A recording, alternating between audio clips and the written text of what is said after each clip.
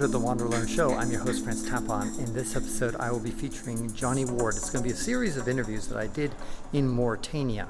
That's where we first met. He's a fascinating guy. He's traveled to every country in the world, but that's not all. He is trying to climb Mount Everest as we speak.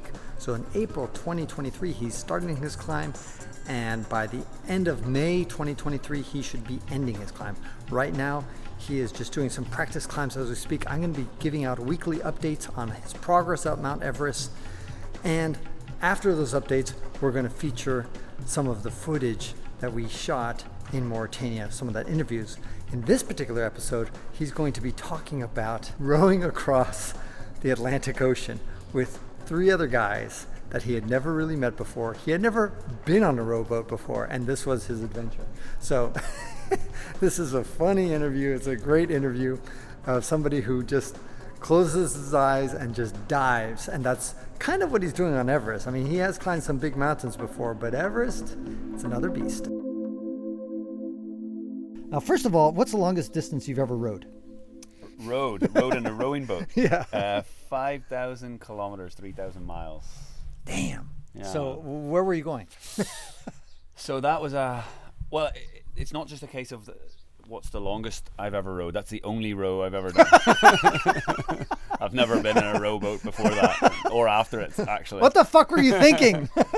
It was from essentially Europe to the Americas, but it was Canary Islands off the coast of Africa, and Spain to Antigua in the Caribbean. What the fuck were you thinking? Do you know, I just actually spoke to a few guys about this. So obviously I got to know you through this. I was doing every country in the world, and you were doing this every country in Africa thing. So anyway, I finished that, and then I always wanted to do some like crazy endurance stuff, like world breaking endurance stuff. It was always on my mind. And then when I was so obsessed with the every country in the world thing, I was just consumed by it, as you know from your Africa adventure. So I couldn't do anything else, weddings, funerals, anything. Everything was just consumed by the every country thing. So as soon as I finished my every country thing, I had the opportunity to go and run a marathon at the North Pole. So I did that, right? And I thought I was this hardcore adventurer, North Pole marathon. And then when I was there, I met these guys, and they were like, oh, North Pole marathon's easy. There's this marathon in the Sahara. You got to do 6 marathons in 6 days called the Marathon des Sables. And I was like, shit, okay, right, well, I'm going to have to go and do that instead. So anyway, I signed up for that straight away and did that soon after. And then when I was on that, my tent mate was like, oh no, the Marathon des Sables is quite easy. Last year I rowed across the Atlantic in a rowboat. And I was like, oh, fuck, okay, right, well, I'll do that then. So that's what happened. And then, but I've got no history in boating, and I can't really swim, but I signed up for this Facebook group, and then that's all about ocean rowing, it's called. And it's quite a small group, actually. It's quite a niche thing. Anyway, they had a trip going that last minute, which is kind of my nature anyway, and they needed 2 last minute people to do it, and I've got no background in it. And I was honest with them and said, I don't really know anything about boats. I can't really swim, but I'm willing to do it. Right, and you're in shape. Yeah. At least you can run a marathon, which is absolutely useless when you're on a boat where you can't even stand up and walk. Yeah, I had been training for an ultra, so I was fit. Right. But actually, it turned out you don't actually have to be that fit. You just have to be stubborn. Mental. Yeah. Which you became mental. Yeah, I became more mental. I'm permanently scarred from it. But anyway, yeah, I signed up for it, and then 2 months later, I was in the boat, and that was it. So I was surprised. I mean, there's like 4 guys on this boat with you. Me and 3 guys, yeah. And four. The easiest way to describe it, I know no one here can see this, but it's like the space that you live in. The boat is like the length of a small room, like your bathroom at home, maybe double the length of your bathroom at home. And then the actual living quarters is like you and me, shoulder by shoulder, really close to each other. And it's like living under a kitchen table for 2 months. The space is like under the size of under a kitchen table. On your website, you have these great images of that. Yeah. You can really see you're literally squeezed up right against your buddy who also hasn't showered for 60 days either. Yeah, it's tough. And then obviously the system is there's 4 of you, so you do 2 of you rowing, so you're out in the elements exposed to the storms and everything, and you row for 2 hours, and then the other 2 are living under the kitchen table in the little room beside you, and then at 2 hours the buzzer goes, and then you switch. Right. And you're always with the same pair. Yeah, I mean, sometimes people get injured and stuff, so you have to chop and change a little bit, but generally you're with the same pair. It's pretty weird. Were you the youngest guy on the board? Yeah, and actually it's weird because you're on this tiny, like 10 square meters or 100 square feet or whatever for 2 months, and no electricity and no exercise apart from the rowing. You don't stand up, you don't see anyone else. And because of the system of like 2 hours rowing, 2 hours resting, 24 hours a day, all through the night you do it too, you actually don't see the other two that much. Do you know what I mean? Even though there's 4 of you in this time. I wouldn't have thought about that. Yeah. You only see them for like 2 minutes as you change shift. And then you collapse. And then you're like, go and just be depressed in the room. Thinking like, why am you have to eat too. This? Don't you have to eat? Yeah, so the 2 hours resting, the first 10 minutes you take off all your wet gear because you went smashed in the face by waves and stuff. And then you spend like 10, 15, 20 minutes tending to all your wounds because you got loads of friction burns because you're constantly rowing. So you're putting on creams and antibiotics and all that kind of stuff. And then you have to take like another 20 minutes to prepare your food because you burn 12,000 calories every day. So you have to eat even though you're not hungry. Everything tastes of salt. You're in pain, you're tired, but you have to eat. Right. Are you sunburned too? I am. I'm from Ireland, so I'm sunburned. Everyone else is okay. Yeah. But you put on you bathe in sunscreen every morning. I guess. The other guys have just got their shirts off the whole time. I can only maybe do that for like 10, 15, 20 minutes. Is it that hot? It's hot, yeah. But it's not so much the heat. It is hot, but it's just that there's no escape from it. It's just there the whole time, and you're just there the whole time. So there's no respite. There's no shade. Now, you got 4 total people on this boat.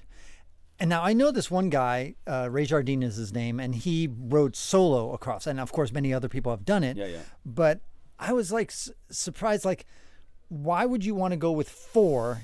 You know, like, why not just go alone or with a pair? Well, actually, because I don't come from any boating background at all, right? So I've never been on an ocean. Why did they want to do it? I don't know. You know, port and starboard and all this. I don't know any of those. I don't know what any of that means. Right.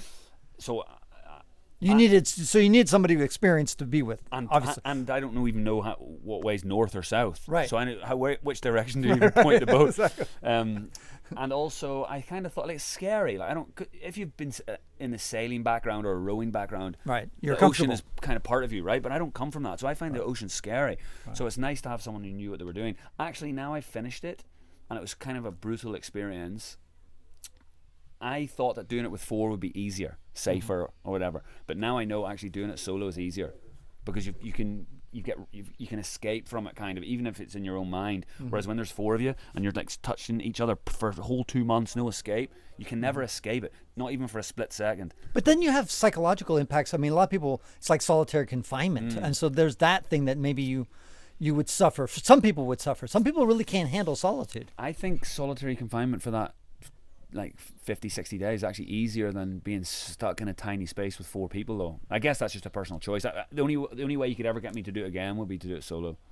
How about with, let's say, your wife or somebody you're really close to? 100% not.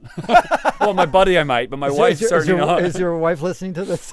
Well, you have to shit in a bucket and throw it over the side. I don't think that's... That's not romantic? No, it's not exactly the honeymoon she's after. Yeah. Okay, so then the other thing that I learned from your blog, which by the way you should really go check it out and see your blog. Why don't you plug your blog quickly? It's called onestepforward.com because my name is Johnny Ward, so One Step Forward with a number 4. Number 4, WARD. Yeah. And in it you have a lot of photos of this transatlantic journey, and it was funny. Just to like see your physical transformation also, and then looking at your hands completely weathered and worn out from all the rowing that you were doing. And the thing that I learned that was fascinating was that you didn't even have to fucking row and you would have still gotten there. Yeah, this is why I feel like climbing Everest or running an ultra marathon or cycling across countries doesn't get the media that rowing across Atlantic does, right? Rowing across the Atlantic. But actually it's kind of a bit of cheating because this is how little I know about the ocean, by the way, even though I spent 2 months doing this. There's some, I was going to even make up a word, there's some current thing that brings you from Europe to the Americas, and even if you didn't row, that as long as there wasn't some freak weather, it would drag you across in 4 months, maybe 5 months. So if you row, then you get there in 2 months ish instead. I see. So, but having said that, the whole experience is so brutal, it's better to row and get there faster. But I guess you could, like, take a lot more food, take 4 or 5 months worth of food. You're not spending any energy because you're just sitting back reading a book, and you'll get there. Yeah, but you won't know where you'll end up. And that's true. And also, like, the chances, you get hit by rogue waves that flip your boat over and stuff. So I guess if you're there on the water for months, the chances of something like that happening are higher. Describe how it was rowing at night. When it's calm, it was okay, and they have a lot of biofluorescence, which is pretty cool. So every time you row, it lights up. So that's like the beautiful side of it, the Life of Pi movie style. What do you mean? Describe that. You know that biofluorescence where, like, if you agitate the water, there's some kind of algae that shine blue when you hit it. Okay. So when you're rowing, that happens, and it's kind of beautiful. But that beauty only like lasts for 5 seconds, and the rest of the time you're like, fuck, I wish I wasn't on this boat. But more often than not is like, there's storms because you're in the middle of the Atlantic and your boat's small. So in the daytime, it's kind of scary seeing these huge building size waves like hit you in the face, and you can brace yourself for it. But at night, it's pitch black. So like you're rowing and you're getting wet, and there's little waves splashing over you, and then suddenly like you just get whacked in the face with a huge wave, but you haven't seen it coming because it's pitch black. What about, does some of that splash hit the occupants who are sleeping? So they're in that, like, does it ricochet? They're in the under the kitchen table space, right? Right. And it's got an airtight lock. Okay. Which means inside there is like 40-50 degrees Celsius for you. That's like what, 110, 120. Yeah. And there's no oxygen, so every 15 minutes or so you have to like let the oxygen out, because if the water gets in there, if you get flipped upside down, if the water gets in there, the boat will sink. So it has to stay airtight. And if that stays airtight, when the boat flips, it flips back up the right way. That's the way it's designed. Oh, okay. But if that's open, the water gets in and then it's compromised and you sink. And we were completely unsupported, so we had no support boat, no helicopters or anything. We'd be dead. Oh, I see. Yeah. So then you had to keep it close. So if it flipped and you're inside the compartment, you have to just stay in the compartment and hope that it flips back. I hope that it flips back, but like 99 times out of 100 it will flip back, and it'll flip back quite instantly. Okay. Yeah. And then you'll just wake up because you've just been flipped over. You're not really sleeping because it's so uncomfortable. And when it's not stormy, you leave the hatch door open so air can come in and you can be a little bit cool. When you have to lock the hatch door, it's so hot that the walls are just dripping you and your row mates sweat and everything, because it's no oxygen, so it's just condensation. It's pretty disgusting. Now, did you have a stowaway on your boat like Greta Thunberg? she was like trying to get across the Atlantic and maybe funded this whole trip? No, I think ours was actually carbon neutral. Okay. So she wouldn't be interested in that. What's your key lessons from this whole experience? Wow. Well, it's actually not so much a lesson that I learned from that, but it just compounds it. Is that, like, I'm doing bigger and bigger things with my life, whether it's like endurance events or whatever, right, and the whole every country thing and my business and all that, and then people are impressed by it, and I feel like the actual act of doing anything is not difficult. Sure, it's painful and there's suffering, but it's like time passes regardless, whether I'm on that boat, those 2 months of suffering, or someone's in the Maldives. The 2 months still pass, and they will pass, right? So I feel like with anything, to achieve anything big, like the only thing you have to do is truly commit to it, but actually fucking commit to it, not a fake Instagram quote that says you commit to it, And once you've anything, like right now we're in Mauritania, and I'm trying to organize this ultra marathon through the Sahara, right?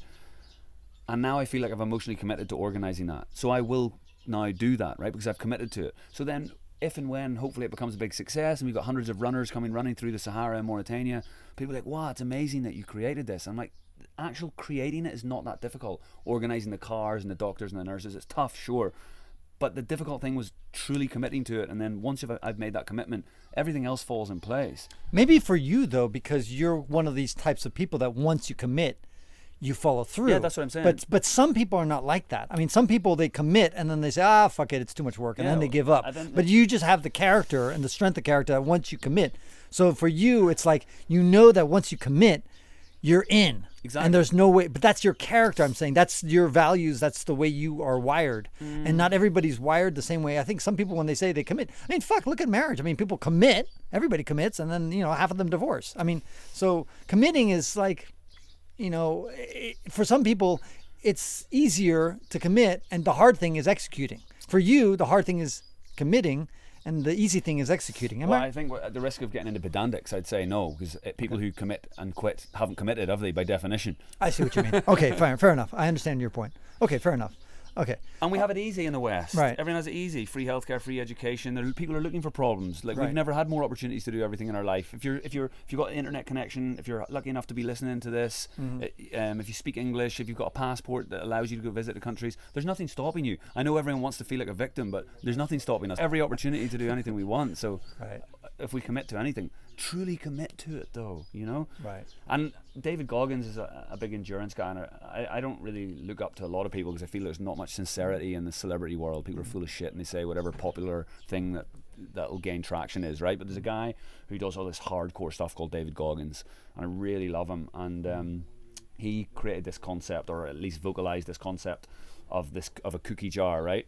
So the first few times you have to suffer to achieve something, even if it's something small like a 10-kilometer race or a marathon or whatever. You go through it and it's shit, obviously, and you're in pain, and your brain is screaming to you, stop, this is useless, what are you wasting your time for, go and eat a cookie and sit on your couch. But you fight through that, and then you finish it, right? Whether like your Africa trip, like my every country trip, whatever it is, something big ideally. But you start small, and then when you complete that and get through that difficult time, that's a cookie that you put in your cookie jar, right? And the next time that things get tough, you can revert back and take a bite out of that cookie. You're like, I've been here before. And then you've got that cookie in your mental cookie jar that you can lean on. Be like, no, I've been here before, I can do it. And then you finish the next one, you've got another cookie.